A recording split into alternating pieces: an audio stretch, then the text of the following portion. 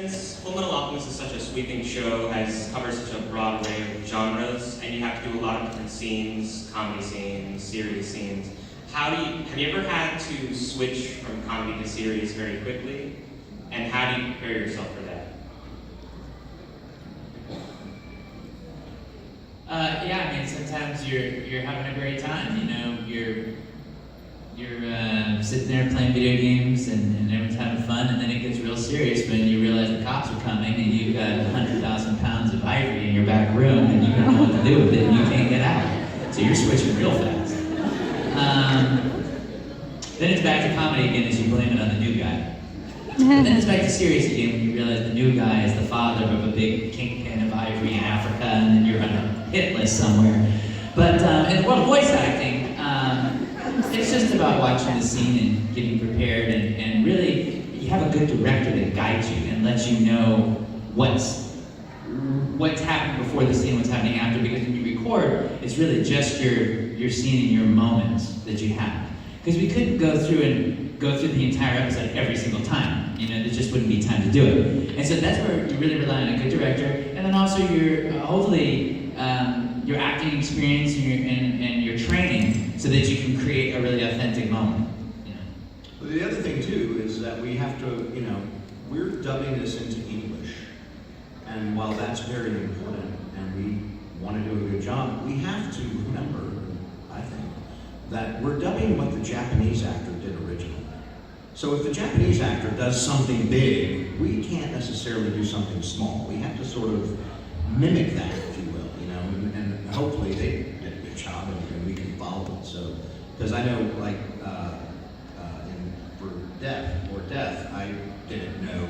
Hohenheim I was trying to match what Scott was. But even listening to the Japanese actor, you know, you kind of want to be in that same vein. You know, you don't want to, you're not going to, well, I'm going to make this my own. It's like, no, I mean, you need to stay kind of true to that. So I like to rely a lot on what the Japanese actor did.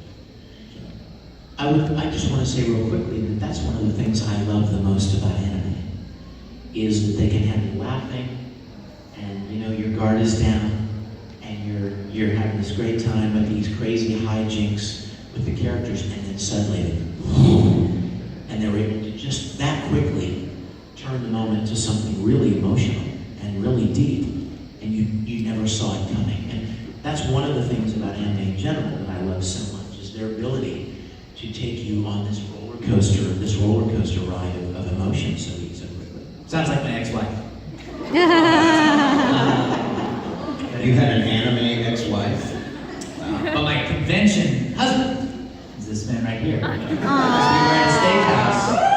Oh my God! You guys saw that? Where was that? When I was in, that was in LA. That was at the Anime California. Was it? Yeah, because we went to that Morton's over there. Okay. So we went to this steakhouse, and Vic and I were sitting there, and they go, "Are you guys celebrating anything special this evening?" And then Vic goes, "Our anniversary." And I'm like, and she goes, "How long?" And I go, 10 years. The whole night. So when we're looking at the menu, I'm like, I bet that sauce is good, but it's not as good as when you make it. And they're watching us from a distance, you know, where the servers waiting, like they're waiting by the kitchen. I can see them looking. And so they bring us out for dessert. They brought us that awesome souffle. Yes! On the house. This huge souffle that takes like half an hour to make. It's like a huge thing. It was amazing. Yeah. And then afterwards we're like, okay, well, we're ready to go. They're like, no, we're gonna get a picture of you guys together. And so we take a picture together, and they're like, okay, great. And as we're leaving, they're like, no, we're printing it. And we want to put it in a frame for you guys. And so they present us with the picture, and it goes, happy anniversary. I took a picture of it. You know what we should do? Let's all of us go together and do that, and they go, it's your anniversary, and we go, yeah, we're Mormon.